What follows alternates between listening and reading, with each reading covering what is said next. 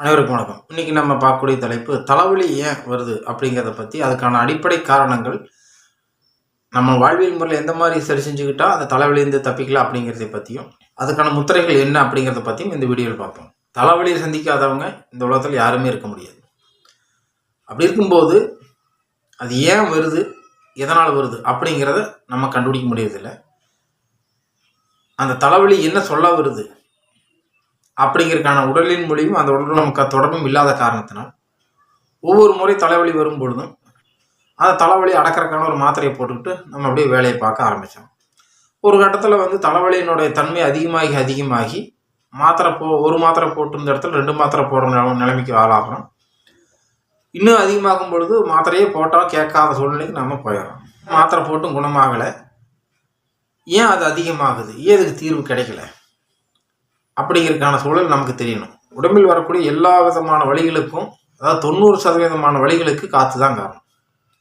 உடலில் உருவாகக்கூடிய அஜீரண காற்று தான் எல்லா விதமான வலிகளுக்கும் காரணம். அது மூட்டில் வந்தாலும் சரி, தலையில் வந்தாலும் சரி, இடுப்பில் வந்தாலும் சரி, கழுத்தில் வந்தாலும் சரி, வயிற்றுக்குள்ளே வந்தாலும், எங்கே வந்தாலும் வலின்னு உருவாகிவிட்டால் அந்த இடத்தில் காற்று இருக்கிறது என்று அர்த்தம். அந்த காற்று கழிவுகளிலிருந்து உருவாகும். அப்போ கழிவு தேக்கத்தினால் காற்று உருவாகும். செரிமானமாக அஜீரண காற்று உருவாகுது. உடம்புல தலைவலி வந்துருச்சு. நம்ம உடம்புல ஒரு சின்ன தவறு நடக்குது. நம்ம உடலில் அந்த தவறை அந்த உடம்பு சுட்டி காட்டுது. நீங்கள் நைட்டுக்கு சரியாக தூங்குறது இல்லை, நைட் 2 மணி வரைக்கும் செல்லு பார்க்குற, இது அவாய்ட் பண்ணிக்க அப்படின்னு சொல்லி உடல் தன்னோட மொழியில் சொல்லுது. இரவு இனிமேல் தூக்கம் கிடாமல் இருக்கணும், அல்லது பகலே கொஞ்ச நேரம் தூங்கி எழுந்திரிச்சிட்டோம்னா தலைவலி சரியாயிடும். இது உடல் சொல்லி காட்டணும் இல்லையா, இந்த மாதிரி நீ தூக்கம் கெடுத்துட்டு இருந்தாலும் உடல் உள்ள பாதிக்கப்படுது அப்படின்னு சொல்லி காட்டணும் இல்லை, அதை சொல்லி காட்டுறதான் தலைவலி. அல்லது பசிக்கும் போது சாப்பிட மாட்டேங்கிறோம், பசிக்காத போது நமக்கு எப்போ நேரம் கிடைக்குமோ அப்போ சாப்பிட்றோம். அப்போ இந்த மாதிரி நீ நான் கேட்கும்போது நீ தர மாட்டேங்கிற, உனக்கு எப்போ தோணுதோ அப்போ தான் நீ எனக்கு சாப்பாடு கொடுக்குற, இது முதல்ல தப்பு, திருத்திக்கன்னு சொல்லி தலைவலி உருவாக்குது. சரி, நம்ம இனிமேல் பசி நீ கேட்ட உடனே நான் கொடுத்துட்றேன் அப்படி சொல்லி நம்மளை நம்ம திருத்திக்கணும். உங்களுக்கு எப்போ டைம் கிடைக்குது அப்போ கொடுத்தாக்க என்னால் அரைக்க முடியாது, அது அஜீரணமாகும், அதுவே பிரச்சனையாகும் உடம்புல அப்படின்னு சொல்லி முன்கூட்டியே நமக்கு அந்த உடல் எச்சரிக்குது. அதுதான் தலைவலி. சரியாக மோஷன் போகிறதில்ல, அதை நீங்கள் கண்டுக்கிறதும் இல்லை. இதனால் அங்கே உருவாகக்கூடிய காற்று மேல் நோக்கி எழுந்து தலைக்குள்ள தலைவலியை உருவாக்குது அப்படிங்கிற காற்று. அப்போ இனிமேல் கரெக்டாக மோஷன் போய்க்கணும், அதை கவனிச்சுக்கணும். அல்லது சாப்பிட்டு சரியாக ஜீரணமாக மாட்டேங்குது, அல்லது அதிகமாக டென்ஷன் ஆகிறோம், இல்லை அதிகமான வலி மாத்திரையை போடுறோம், இல்லை கண்ணில் அதிகமான வெளிச்சம் பட்டுக்கிட்டே இருக்குது, இதை நீ அவாய்ட் பண்ணிக்க அப்படி சொல்லி நம்ம என்ன தவறு செய்கிறோமோ, நம்ம இந்த வலி வந்ததுக்கு பின்னாடி நம்ம ரிவர்ஸ் திருப்பி பார்க்கும் பொழுது நம்ம என்ன விதமான நடைமுறைகள் செஞ்சதுனால இந்த வலி உருவாகுது, இப்போ எந்த சமயத்தில் அந்த வலி நமக்கு சொல்லி காட்டுது அப்படிங்கிறத நம்ம உடனே பார்த்துக்கிட்டு அதை நம்ம திருத்திற்கான வாழ்வியல் என்னமோ அதை மாற்றணும். அதை மாற்றாமல் இந்த மாதிரி உள்ளேருந்து தகவல் வருது, இந்த மாதிரி இவரை திருத்தி சொல்லுங்கள், இந்த பசிக்காத போது சாப்பிட வேணாம்னு சொல்லி சொல்லுங்கள் அப்படி சொல்லி தகவல் சொல்கிறதுக்காக வருது. அதுதான் தலைவலி. நாம் என்ன பண்ணுறோம், யார் தகவல் சொல்ல வர்றாங்களோ அந்த தகவல் சொல்கிற ஆளை மாத்திரையை போட்டு தூங்க வைக்க வேண்டியது. அப்போ ஒரு மாத்திரை போட்டு தூங்கியாச்சுன்னா உள்ள தகவல் சொல்ல வந்தால் தூங்கியாச்சு, ஆனால் சொல்ல வந்த பிரச்சனை நமக்கு எட்டலை. அதனால் அந்த பிரச்சனை அங்கேயே ரிமைனிங் இருக்கும், அது திரும்ப திரும்ப அதிகரித்து கொண்டே இருக்கும். அப்போ அடுத்த முறை என்ன சொல்லுவாங்க, இந்த தடவை ஏற்கனவே போய் இவனை மாத்திரை போட்டு தூங்க வச்சிட்டாங்க, அதனால் அடுத்த தடவை இன்னும் அதிகமான வலிமையில் போய் சொல்லுங்கள் அப்படின்னு சொல்லி அதை விட அதிகமான வலிமையில் அனுப்புகிறாங்க. அதுக்கப்புறம் நாம் இங்கே அதை விட அதிகமான ஆள் வந்த உடனே இந்த பக்கம் மாத்திரை ஒன்று அதிகப்படுத்திடுறோம். 1ங்கிற இடத்துல இப்போ 2 ஆகிக்குது. இப்போ அதுக்கப்புறம் இவங்க முடிவு பண்ணுறாங்க, இதை விட நீ மாத்திரைக்கே கட்டுக்கடங்காத வலி உருவாக்கு, அப்போ தான் இவனுக்கு நம்ம என்ன சொல்ல வரோன்னு புரியும் அப்படின்னு சொல்லி அதிகமான தலைவலி தொடர்ச்சியை உருவாக்குறாங்க. அப்போ நம்ம மாத்திரையை போட்டதுக்கப்புறமா அது கேட்க மாட்டேங்குது. இப்போ தான் நம்ம என்ன தலையில் என்னன்னு போய் பார்க்கலாம் அப்படின்னு சொல்லி பார்க்குறாங்க. அப்படி ஒரு நபர் எனக்கு தலையில் தலைவலி, நான் போய் செக் பண்ணிட்டு வரேன் அப்படின்னு சொன்னார். அப்போ நான் சொன்னேன், தலைவலிக்கு காரணம் தலையல்லங்க, நீங்கள் தலையை ஸ்கேன் பண்ணாலும் நிச்சயமாக அங்கே ஒன்றும் இருக்காது, ஒன்றும் கண்டுபிடிக்க முடியாது, நீங்கள் போகிறது வேஸ்ட் அப்படின்னு நான் சொன்னேன். இருந்தாலும் இல்லைங்க நான் போகிறேன், போய் பார்த்துட்டு வந்தால் தான் எனக்கு நிம்மதியானு சொன்னால் சரி போயிட்டு வந்தார்.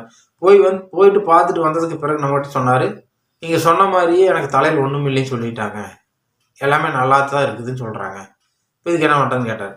இதை தான் நான் முதல்லே சொன்னேன், வயிற்றில் உருவாகக்கூடிய பிரச்சனை இண்டிகேட் பண்ணுற இடம் தான் தலையாக இருக்குதே தவிர தலையிலேயே பிரச்சனைன்னு சொல்லி நீங்கள் தலை தரக்கூடாது.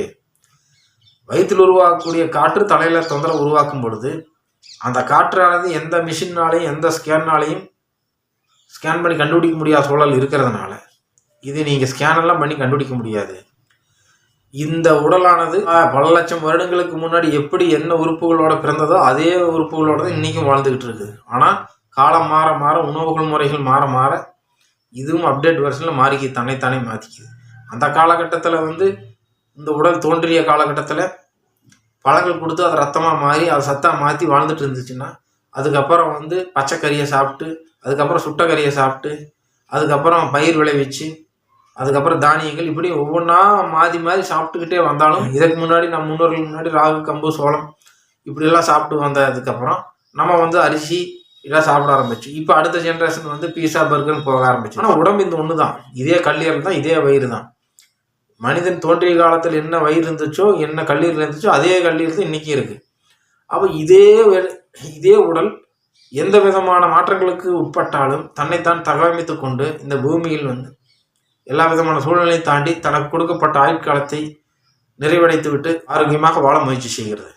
அப்படிப்பட்ட இந்த உடலை எந்த அப்டேட் வேர்ஷனும் இல்லாத ஒரு மிஷினால் கண்டுபிடிக்க முடியாது. இது முழுமையாக எங்கே உருவாகுது, அது எங்கே ரிஃப்ளெக்ட் ஆகுது, உருவாகிறது ஒரு இடமாக இருக்கும், அதை எதிரொலிக்கிறது ஒரு இடமாக இருக்கும், நம்மளால் கண்டுபிடிக்க முடியாது அப்படின்னு சொல்லி அதுக்கப்புறம் நான் விளக்கம் சொன்னேன்.